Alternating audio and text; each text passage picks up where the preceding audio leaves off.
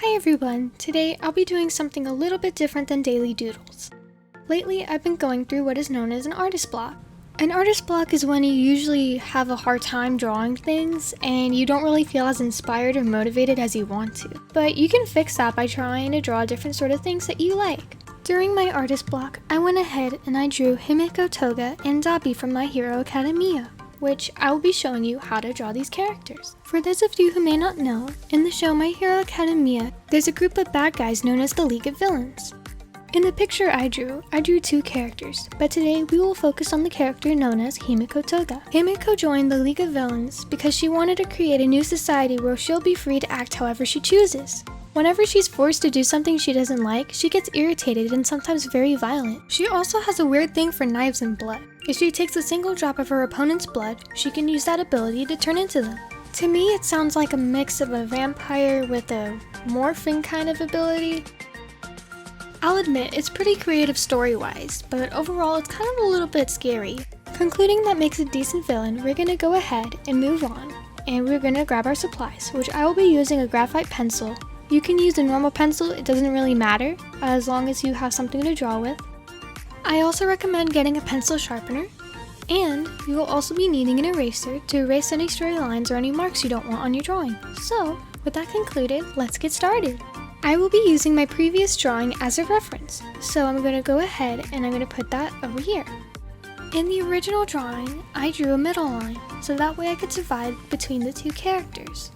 You don't have to do this if you don't want to. If you want to draw each individual character separately on different pieces of paper, that's totally fine. Or if you want to do it the way I'm doing it, that's cool too. Remember, this is your drawing, so you can draw this however you like. Now, after I do that, I'm going to go ahead and start sketching in where the circle will be. I'm going to start lightly from the top of the circle and work my way down. I lightly sketch in some of the right side of the circle. Then I go towards the center, and I'm going to start sketching in a light line. Then I'm going to draw underneath it another line. I'm going to add one more above that.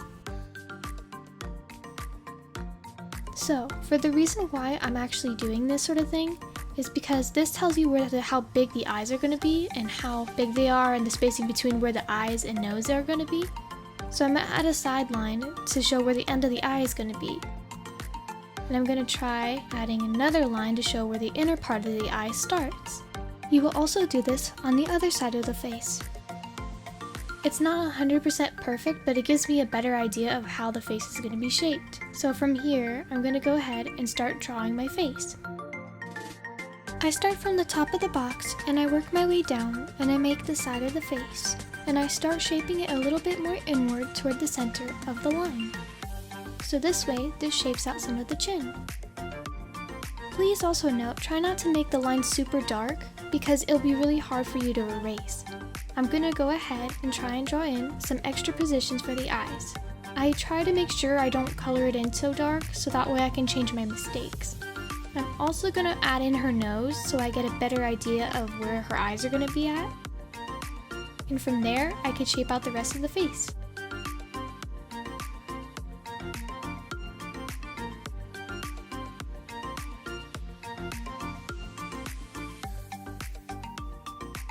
So, since I'm pretty much done with the side of the face, I'm going to go ahead and start where that box is, and I'm going to go a little bit past the middle line. This will be the top of my eye. I'm going to start adding a little bit of an eyelash and curve the end inward. Then I'm going to go underneath the eye and add the underline. I want to make sure she looks kind of crazy, so I'm going to add a little bit extra detail underneath the eyelid and on the side of the eye.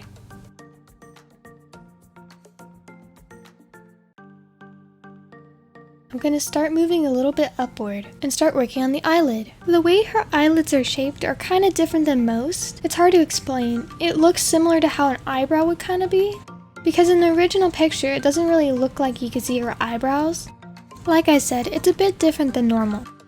So we're going to continue and work on the other eye. To get a better idea of the eyes, I'm going to pull up my reference. Let me try and fix that. Okay, so For her eye, it's kind of box shaped. It arcs upward and she has these weird lines underneath to kind of show like different type of shadowing, I'm assuming. And it's not really her eyebrows showing in the full picture, more so her eyelids. So we're gonna try and accent that and make it look like the original picture. After I finish the right eye, I'm gonna move over and start working on the left. And I'm gonna try my best to shape it in the same way. So that might take me a little bit more time. Sometimes it's a bit easier when working on the other side of the eye to rotate your paper. If you have a hard time doing that, or you want to rotate to make it easier to make certain lines, feel free to do that.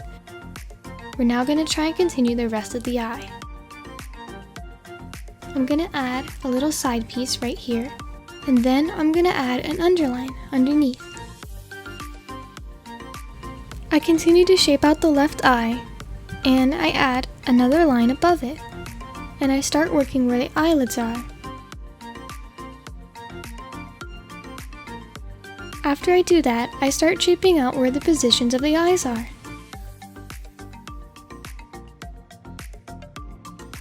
Okay, since we're pretty much done with the facial features, we're going to start working on her hair. She has bangs, so I'm going to try and sketch them out. I'm working on the side of her hair, and I'm going to work a little bit downward toward the neck. And I'm going to start filling in where her mouth is. I'm going to draw her mouth in, and it kind of is shaped a little bit like a bean. It's weird to explain, and she has little pointy teeth. So I'm going to go ahead and also add that.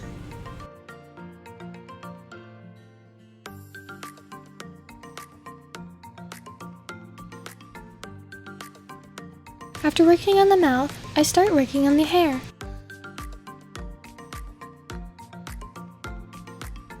I'm going to continue sketching the side of her hair. It kind of curves a bit downward towards the neck. And it divides into two pieces. As I continue with the side of the hair, I'm going to also add in her ear. I'm going to lightly sketch that in, and I move forward working on the bang details. I'm going to make this line a little bit darker. Erase a little bit of that. She has some splits with her bangs, so I'm going to try and do that.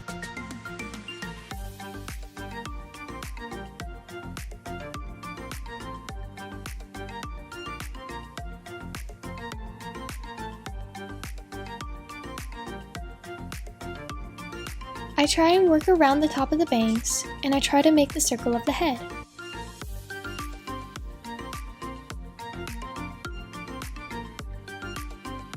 After that, I'm going to work on the right side of the face. I want to get her hairpiece on the right side.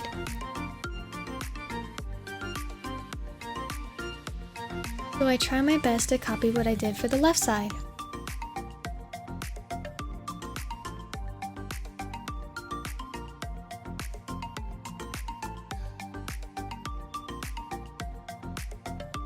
Once I finish doing that, I'm going to start working on her buns. So I go ahead and start shaping out a semicircle, and I'm going to make sure I make them kind of even.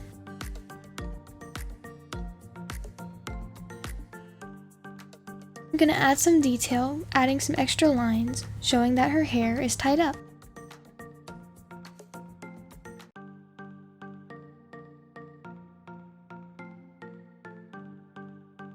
In the original picture, she actually has extra hair sticking out of her bun, so it's kind of more so like a messy bun.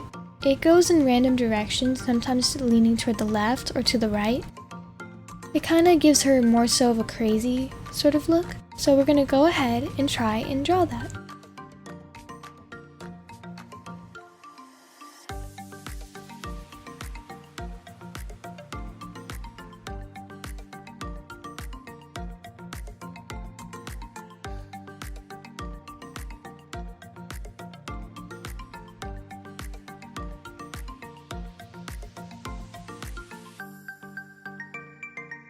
Now that we finished that, we're going to start working on the rest of the body, such as the neck, shoulders, arms, and hands.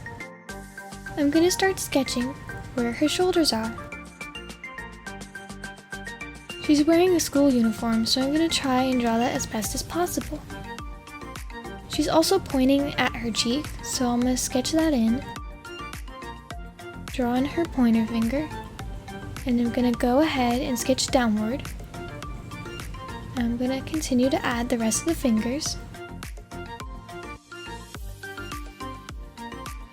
Please note that she also has like baggy kind of sweater, so you don't really see her full wrist.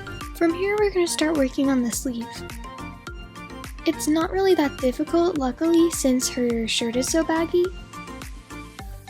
I'm going to add where her shoulder will be and go a little bit more downward. Actually, I'm going to reshape that a bit. Anyways, I continue going downward towards the neck, and I'm trying to fix some of the shadowing. Which I noticed in My Hero Academia, they do lines for shadowing.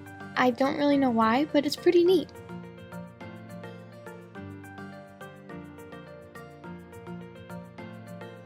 So we're going to try and make it almost look like a V-neck.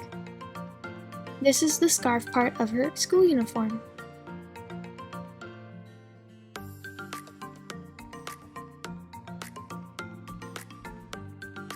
She has a little flap thing in the middle, like as if there's a shirt underneath.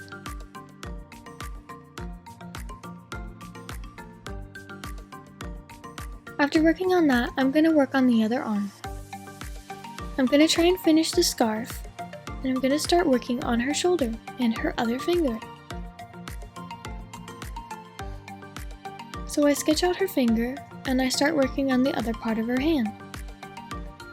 I'm trying to copy what I did for the other side.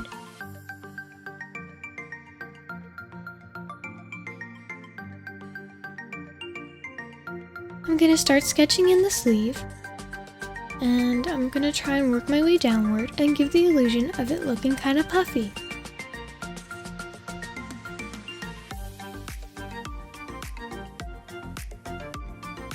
I continue to add more detail to her scarf, and I add in some of the lines.